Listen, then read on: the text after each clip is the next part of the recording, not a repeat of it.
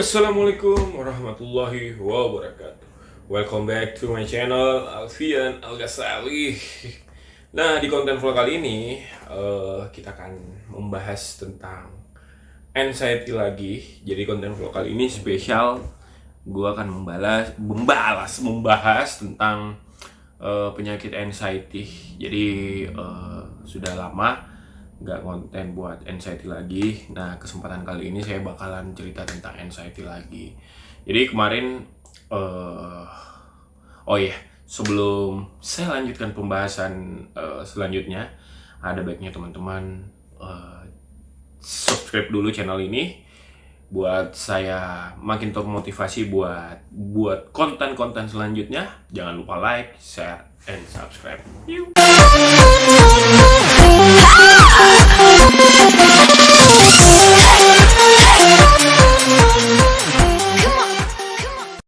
Nah, di konten kali ini saya bakal membahas karena banyak banget saya rasa di forum-forum di tempat saya masuk juga tergabung dalam forum Anxiety Indonesia, dan kebetulan saya juga tergabung di Anxiety Makassar. Kebetulan saya domisili di Makassar sekarang.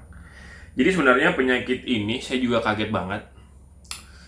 Anxiety ini di grup yang saya masuki, di forum saya masuki itu lumayan banyak. Jadi pesertanya itu kurang lebih hampir 10.000 guys di forum Facebooknya. Nah, di forum Facebook itu ada beberapa teman-teman juga yang menceritakan tentang keluh kesahnya.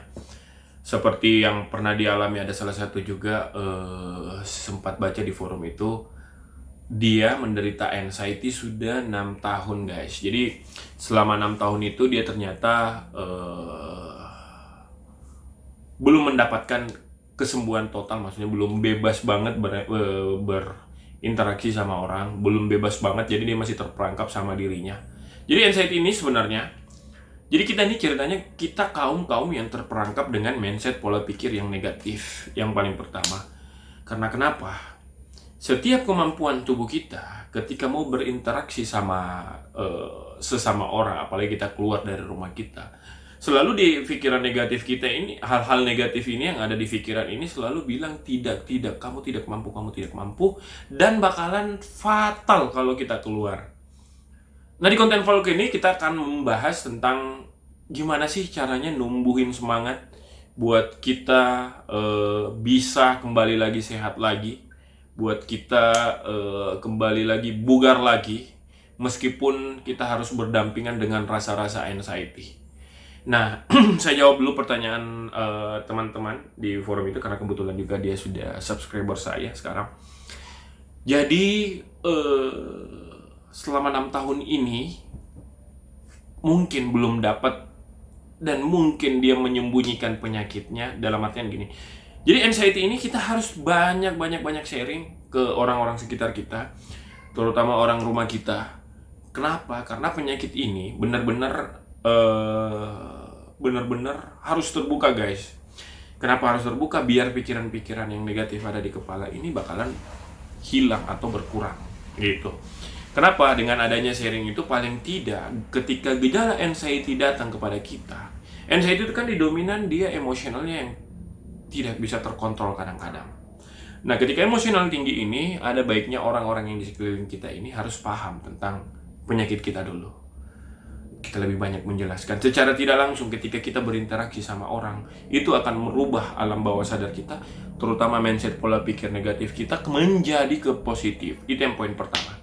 Terus poin kedua, kemungkinan 6 tahun juga masih terperangkap banget di lingkungan situ.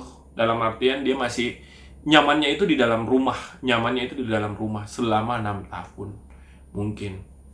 Terus kedua, poin yang saya akan jelaskan, mungkin belum ada dia dapat orang yang pas. Saran saya sih, selama 6 tahun itu lebih banyak, harusnya lebih banyak searching tentang anxiety ini.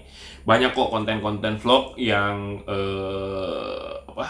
yang sangat recommended banget. Soalnya saya juga penyembuhan saya selama terkena kemarin di 2020, selama 7 bulan saya bisa ngatasin.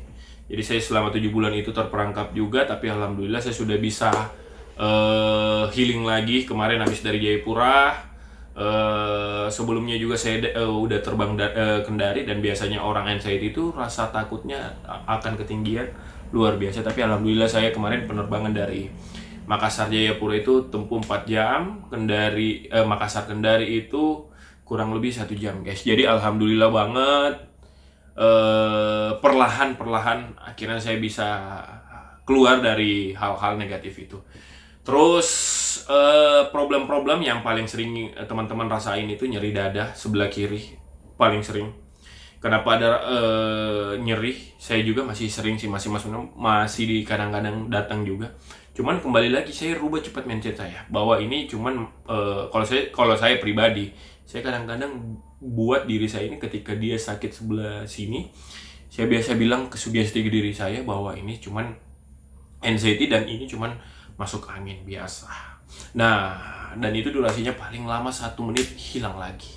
Nah, itu yang saya bisa bagi. Terus kedua, yang paling penting di anxiety ini, jaga pola makan, pola tidur. Nah, khususnya teman-teman yang dari GER. Jadi dari GER ini kemarin saya banyak juga searching, dan kebetulan om saya juga yang penderita dari GER naik ke anxiety. Jadi GER ini akibat dari asam lambung, naik ke asam lambung, press ke paru-paru, akhirnya di situ terjadi sesak napas. Jadi orang GER ini sebenarnya lebih parah dari anxiety. Jadi gini guys. Jadi orang yang orang GER ke anxiety ini, kenapa saya bilang lebih parah? Karena GER ini dia penyakit asam lambung yang naik ke pola pikir negatif. Jadi dia dapat 2 guys.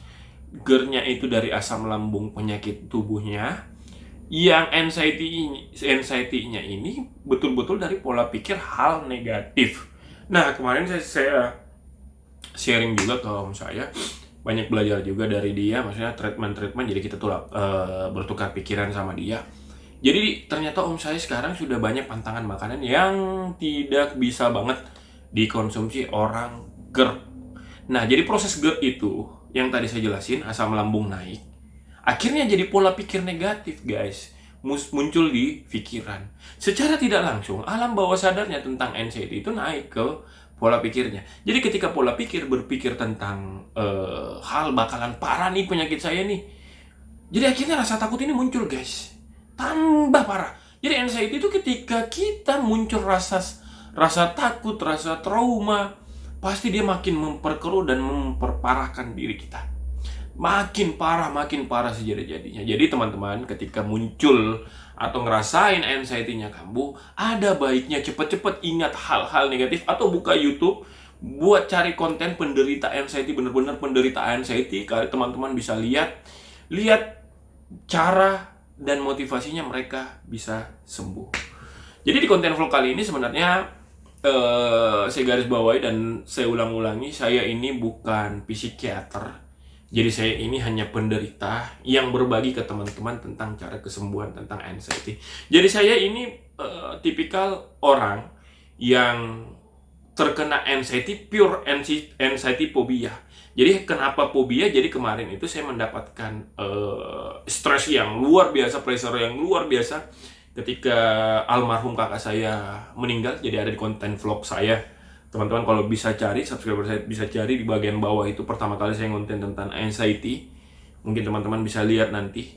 Jadi di situ saya jelasin tentang pertama kali saya kena. Jadi di sini saya keluarin karena berdasarkan pengalaman saya. Ingat teman-teman, jadi ini berdasarkan pengalaman saya, dan alhamdulillah selama 7 bulan itu saya tidak pernah konsumsi obat buat penyembuhan diri saya. Dan kebanyakan sekarang yang saya jalanin hari-hari saya ini, kebanyakan saya lebih aktif buat bergaul, buat bersosialisasi, buat menghilangkan mindset hal-hal negatif yang ada di tubuh saya. Jadi alhamdulillah sekarang saya sudah pernah juga touring, nyetir mobil itu selama 18 jam non-stop. Terus naik motor normal senormal. Oh iya guys, jadi berbicara naik kendaraan roda 2. Jadi ada satu momen anxiety saya tiba-tiba datang. pas saya lagi mengendarai motor, dan ini sangat-sangat bahaya dan saya tidak menganjurkan ke teman-teman kalau berkendaranya terlalu lama, khususnya orang anxiety dan khususnya roda 2. Kenapa? Jadi kejadian yang kemarin itu hampir menimpa saya. Jadi pas ketika datang anxiety, mulai sesak yang saya rasakan,